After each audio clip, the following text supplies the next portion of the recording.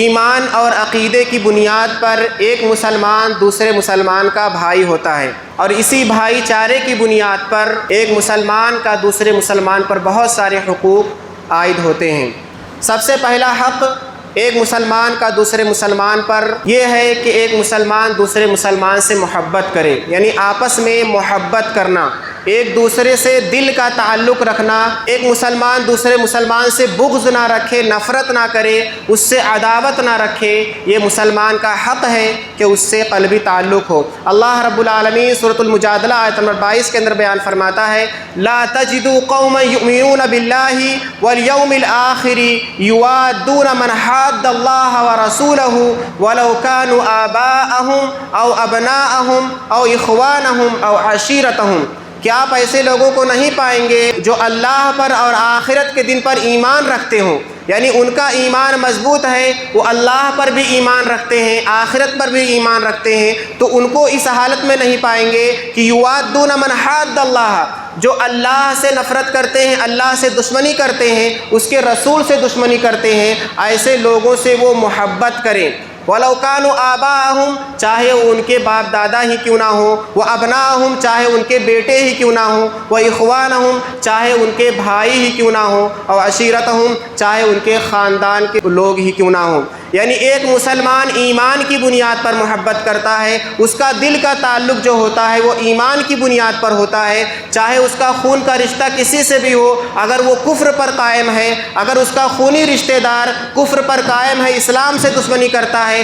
اللہ اور اس کے رسول سے بغض رکھتا ہے، اللہ اور اس کے رسول سے دشمنی رکھتا ہے، تو ایک مومن اس سے محبت نہیں کرتا، بلکہ مومن محبت کرتا ہے صرف ایمان والے سے، اپنے مسلمان بھائی سے۔ اللہ کے رسول صلی اللہ علیہ وسلم کی حدیث ہم دیکھتے ہیں، امام مسلم نے روایت کیا، حدیث نمبر 194، اللہ کے رسول صلی اللہ علیہ وسلم بیان فرماتے ہیں، لا تدخلوا الجنة حتى تؤمنوا ولا تؤمنوا حتى تحابوا اولا ادلكم على شيء اذا فعلتموه تحاببتم افشوا السلام بينكم، کہ تم لوگ جنت میں اس وقت تک داخل نہیں ہو سکتے جب تک کہ تم ایمان والے نہ ہو جاؤ، یعنی تمہارا ایمان مضبوط نہ ہو جائے تب تک کہ تم جنت میں داخل نہیں ہو پاؤ گے۔ وَلَا تُؤْمِنُوا حَتَّى تَحَابُّوا، اور تم ایمان والے نہیں ہو سکتے یہاں تک کہ آپس میں ایک دوسرے سے محبت نہ کرنے لگ جاؤ۔ تمہارا ایمان اس وقت تک کامل نہیں ہوگا، اللہ رب العالمین کے نزدیک مقبول نہیں ہوگا جب تک کہ تم ایک دوسرے سے محبت نہ کرنے لگ جاؤ،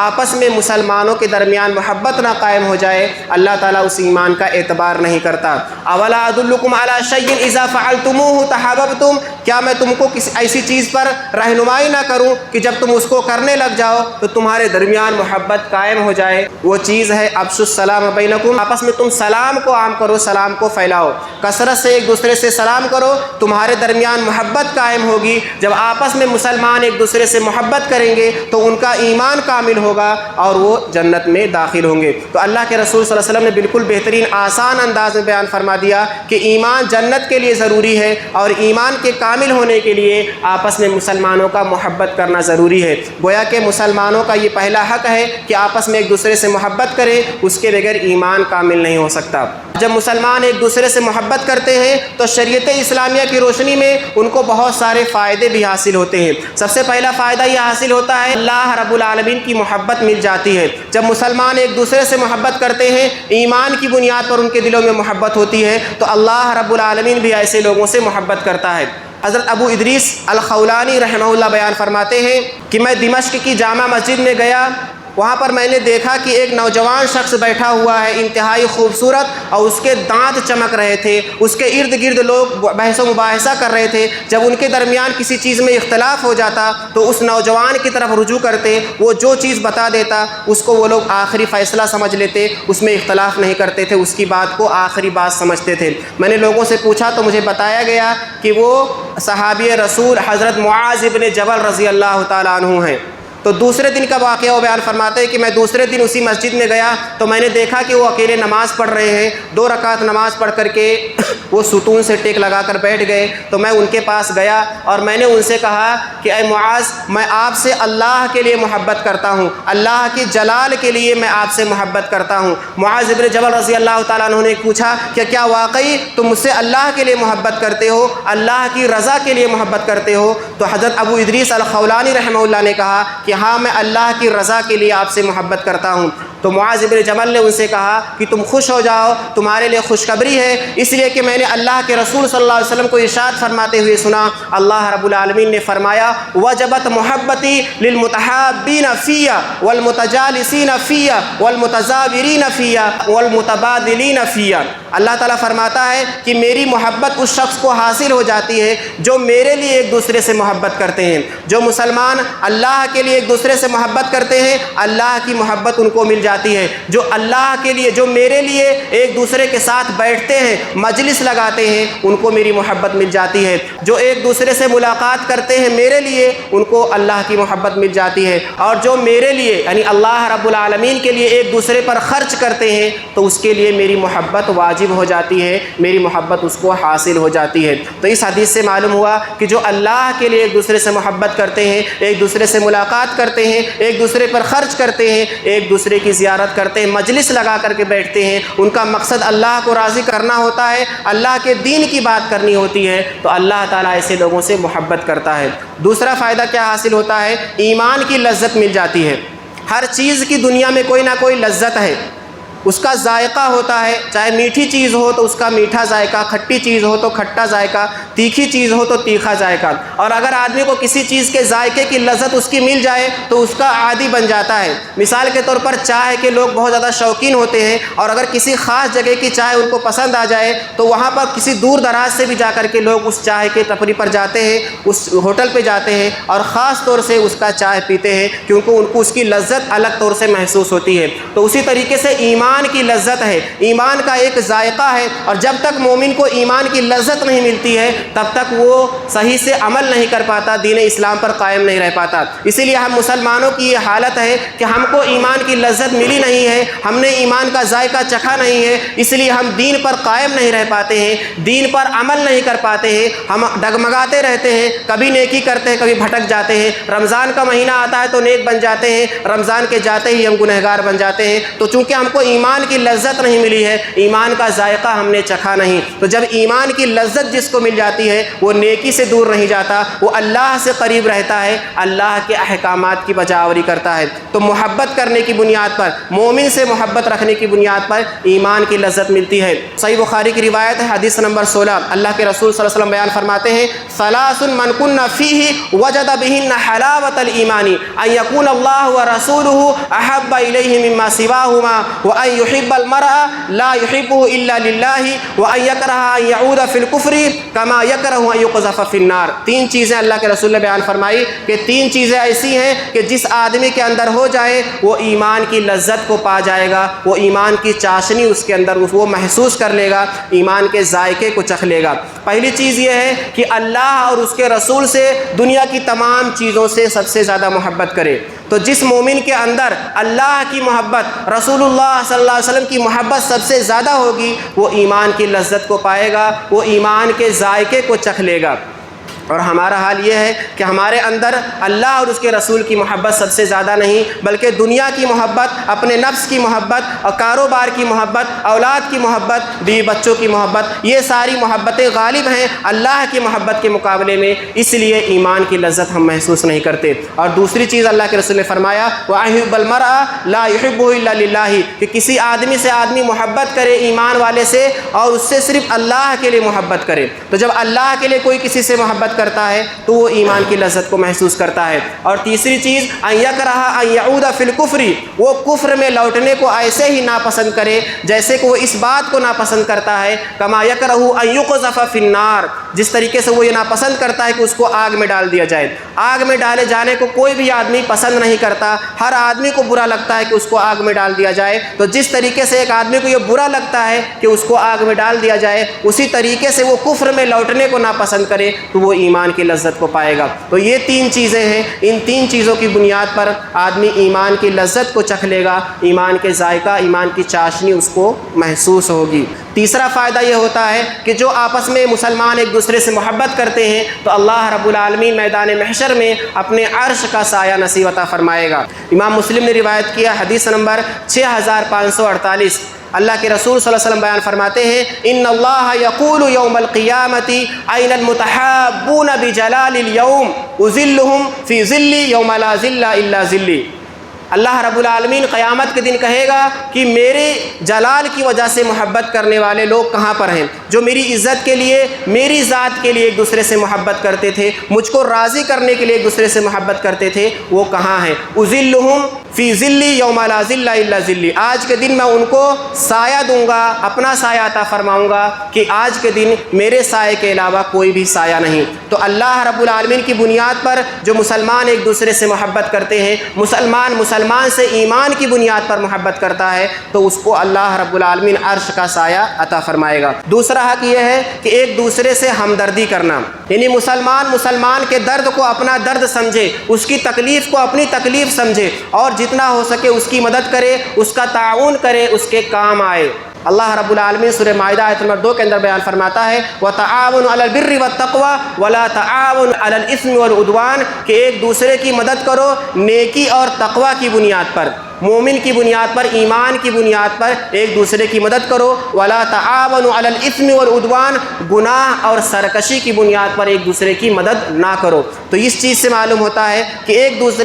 ایمان کی بنیاد پر، مسلمان ہونے کی بنیاد پر، عقیدے کی بنیاد پر ایک دوسرے کی مدد کرنا۔ اسی طریقے سے اللہ کے رسول صلی اللہ علیہ وسلم نے بیان فرمایا، بخاری شریف کی روایت ہے حدیث نمبر 481، ان المؤمن للمؤمن کالبنیان یشد بعضه بعضا، کہ مومن کے لیے دیوار کی طرح ہے، عمارت کی طرح ہے، جیسے عمارت کا بعض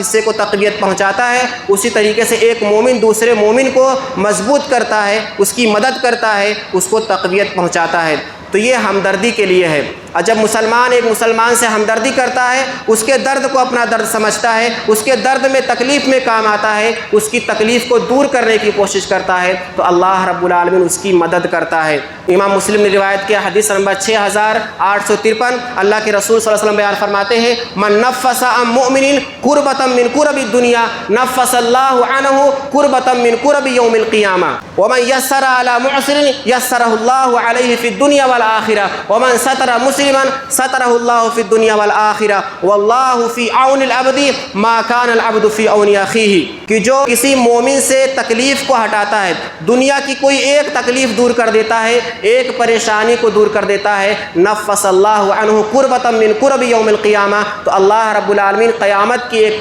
تکلیفوں میں سے ایک تکلیف کو اس سے دور کر دیتا ہے۔ وَمَن يَسَّرَ عَلَى مُعْسِرٍ، جو کسی تنگ دست پر آسانی کرتا ہے، کسی پریشان حال کی پریشانی کو دور کر دیتا ہے، یسر اللہ علیہ فی الدنیا والآخرہ، تو اللہ رب العالمین دنیا اور آخرت میں اس کے ساتھ آسانی کرتا ہے۔ وَمَن سَتَرَ مُسْلِمًا، اور جو مسلمان کی پردہ پوشی کرتا ہے، اس کے عیب کو چھپاتا ہے، اس کے راز کو فاش نہیں کرتا ہے، سَتَرَہ اللہ فی الدنیا والآخرہ، تو اللہ رب العالمین بھی اس کی عیب کو چھپا کر کے رکھتا ہے، اس کی پردہ پوشی کرتا ہے قیام دنیا میں بھی اور آخرت میں بھی۔ واللہ فی عون العبد، اللہ رب العالمین اس بندے کی مدد میں لگا رہتا ہے، ما کان العبد فی عون اخیہ، جب تک بندہ اپنے بھائی کی مدد میں، یعنی اپنے مسلمان بھائی کی مدد میں لگا رہتا ہے۔ تو ایک دوسرے سے ہمدردی کرنا ایک مسلمان کا دوسرے مسلمان پر حق ہے،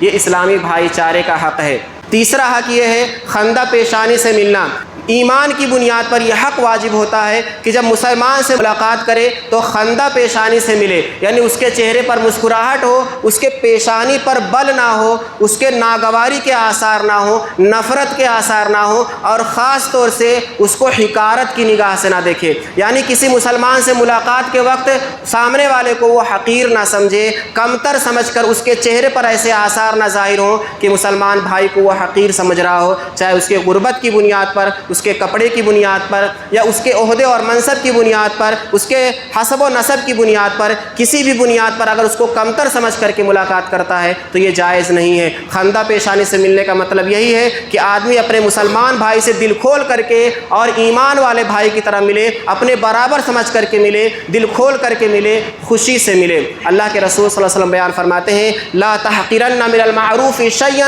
ولو ان تلقى اخاك بوجه طلق، کہ کسی بھی نیکی کو تم حقیر مت سمجھو، چاہے تم اپنے مسلمان بھائی سے اپنے کھلتے ہوئے چہرے سے ملاقات کرنا ہی کیوں نہ ہو، یعنی کھلتے ہوئے چہرے سے ملاقات کر لو اور یہی تمہارے لیے بہت بڑی نیکی ہے۔ کسی بھی نیکی کو تم کمتر نہ سمجھو، کسی بھی نیکی کی بنیاد پر اللہ رب العالمین تمہیں جنت میں داخل کر سکتا ہے، لہٰذا چھوٹی سی چھوٹی نیکی بھی تمہارے لیے بڑی بن جائے گی، صرف نیت اور اخلاص کی ضرورت ہے۔ تو مسلمان بھائی سے دل کھول کر کے ملنا، اپنے چہرے کی، اپنے پیشانی کے بل کو ہٹا کر کے، اپنے پیشانی پر سے نفرت کے آثار کو ہٹا کر کے، حقارت کے آثار کو ہٹا کر کے اس سے عزت و احترام سے ملنا ایک مسلمان کا حق ہے۔ اور چوتھا حق یہ ہے کہ اس سے اچھی گفتگو کرنا، مسلمان بھائی سے ایسی گفتگو کرنا کہ اس کو تکلیف نہ ہو، اس کے دل کو ٹھیس نہ پہنچے، جذبات اس کے مجروح نہ ہو، ایسی بات نہ بول دے کہ اس کو برا لگے، اس کو تکلیف ہو، اس کو گالی دینا، اس کی برائی کرنا، اس کی عیب جوئی کرنا،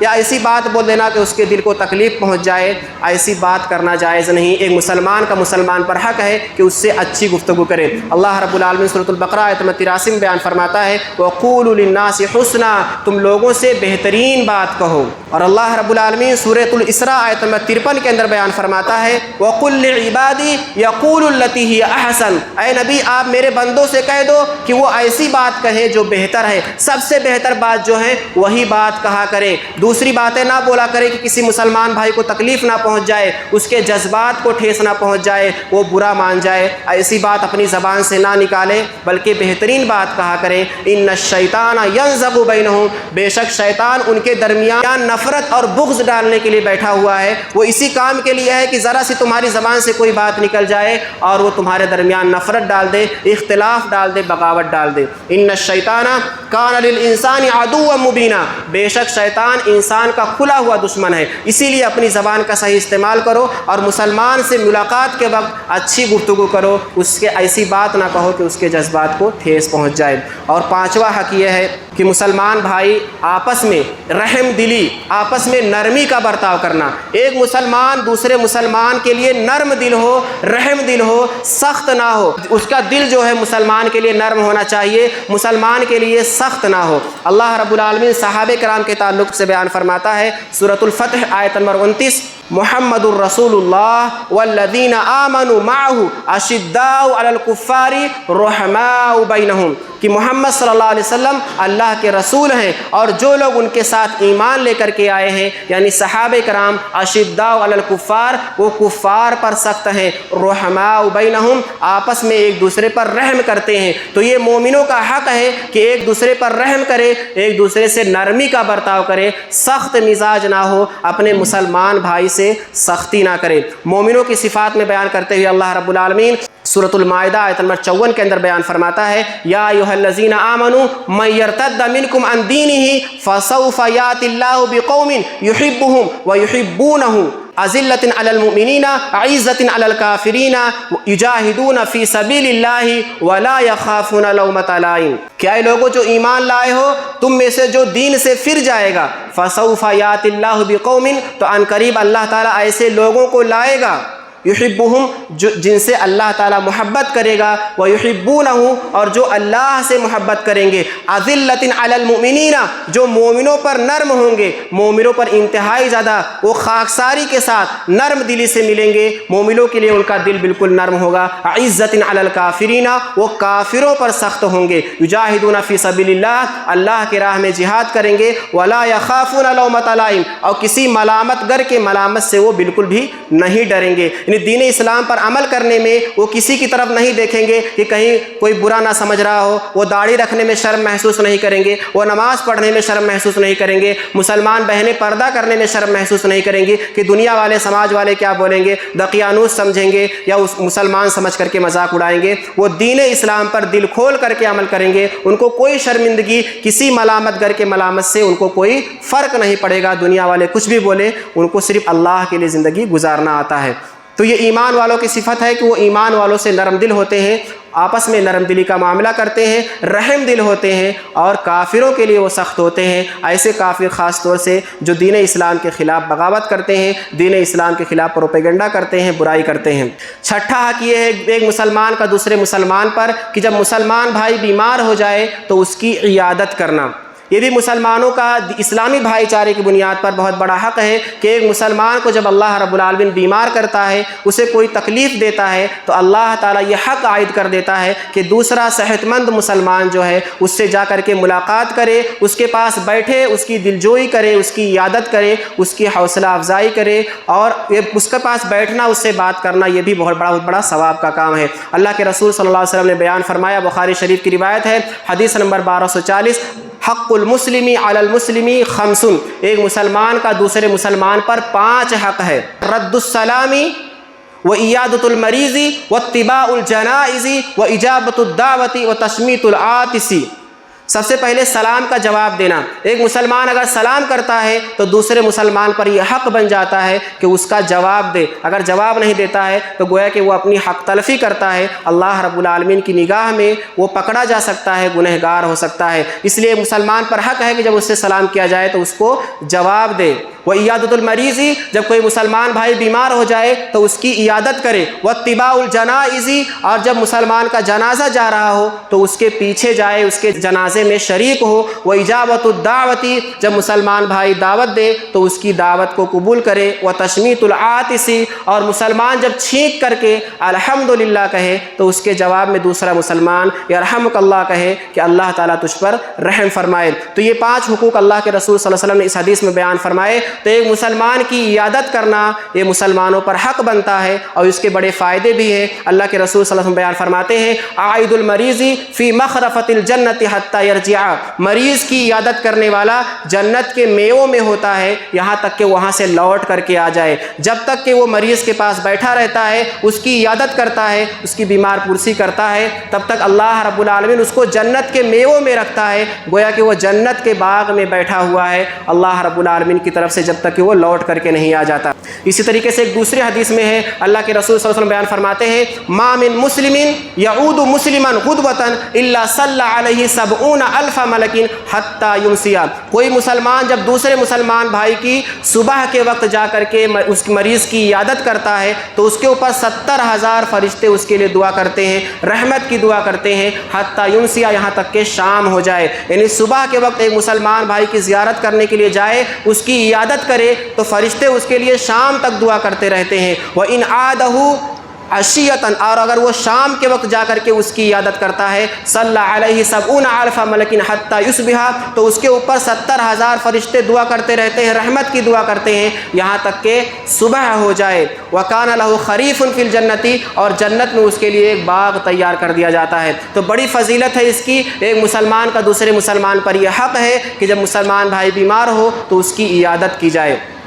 7واں حق یہ ہے کہ اس کی خیر خواہی کرنا۔ خیر خواہی کیا ہے کہ مسلمان کے لیے خیر کا جذبہ ہو، اس کا بھلا سوچنا، اس کا برا نہ سوچنا۔ خاص طور سے اس میں حسد آ جاتا ہے کہ آدمی اپنے مسلمان بھائی سے حسد نہ کرے، اس کو کچھ بھی نیکی مل جائے، کوئی بھی دولت ملے، اللہ رب العالمین کتنی بھی نعمتیں نواز دے، تو مسلمان کے اندر یہ جذبہ ہونا چاہیے کہ میرے مسلمان بھائی کو اور ملے، مجھے اللہ رب العالمین سے، اور وہ دعا کرے کہ اللہ تعالیٰ مسلمانوں کو مزید نوازے۔ اس کے دل میں یہ جذبہ نہیں آنا چاہیے کہ وہ اپنے دوسرے مسلمان کے لیے برائی سوچے، سوچے، اس کی کمتری کے بارے میں سوچے، اس کی نعمت کے چھین جانے کا تصور کرے۔ تو خیر خواہی کا جذبہ ایک مسلمان کے دل میں ہونا چاہیے۔ ایک مسلمان کا دوسرے مسلمان پر حق ہے۔ اللہ کے رسول صلی اللہ علیہ وسلم بیان فرماتے ہیں لا یؤمن احدکم حتی یحب لاخیہ ما یحب لنفسہ، کہ تم میں سے کوئی شخص اس وقت تک مکمل مومن نہیں ہو سکتا جب تک کہ اپنے بھائی کے لیے وہ چیز نہ پسند کرے جو اپنے لیے پسند کرتا ہے۔ تو ہر آدمی اپنے لیے پسند کرتا ہے کہ اس کو ترقی ملے، اس کو نعمتیں ملے، اس کو خوشحالی ملے، وہ کبھی بھی پریشان نہ ہو، کبھی اس پر مصیبتیں نہ آئے۔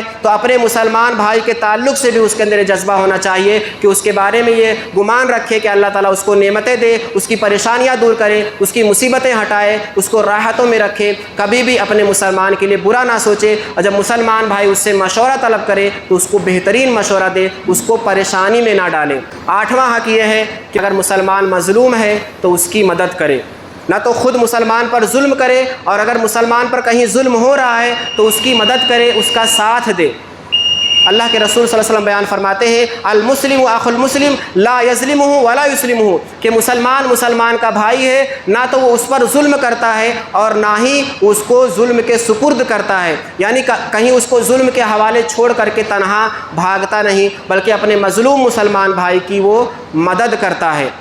ایک نواں حق یہ ہے کہ اللہ کے رسول صلی اللہ علیہ وسلم نے خاص طور سے بیان فرمایا کہ مسلمان اگر حقدار ہے تو اس کے لیے سفارش کرنا، خاص طور سے جب کوئی سائل آتا ہے، کوئی چیز مانگتا ہے، کوئی غریب ہے، محتاج ہے، تو دوسرا مسلمان جو اس کے حالات سے واقف ہے اس کے لیے سفارش کرے۔ حضرت ابو موسیٰ الاشعری رضی اللہ تعالیٰ عنہ بیان فرماتے ہیں کہ اللہ کے رسول صلی اللہ علیہ وسلم کے پاس جب کوئی سائل آتا مانگنے کے لیے، یا اللہ کے رسول کے پاس کوئی حاجت پیش کی جاتی، تو اللہ کے رسول خود صحابہ کرام سے کہتے کہ اس کے لیے سفارش کرو، اشفعوا تؤجروا، تم لوگ سفارش کرو تم کو اجر دیا جائے گا، وَيَقْضِ اللَّهُ عَلَى لِسَانِ نَبِيِّهِ صلی اللہ علیہ وسلم مَا شَاءَ، اور اللہ رب العالمین اپنے نبی کی زبان پر جو چاہے گا فیصلہ کر دے گا، یعنی اللہ کے نبی جو چاہیں گے فیصلہ کریں گے، وہ تو فیصلے کی بات ہے، لیکن تم سفارش کر کے اجر کو پالو۔ اگر تم اس کے حالات کے بارے میں آگاہ ہو تو مسلمان کے لیے سفارش کرنا تاکہ اس کو اس کا حق مل جائے، یہ بھی ایک اس کا مسلمان کا حق ہے۔ سفارش کرنے سے فائدہ یہ ہوگا کہ جو حقدار مسلمان ہے اس کو اس کا حق مل جائے گا۔ 10واں حق یہ ہے کہ مسلمان کے لیے غائبانہ دعا کرنا،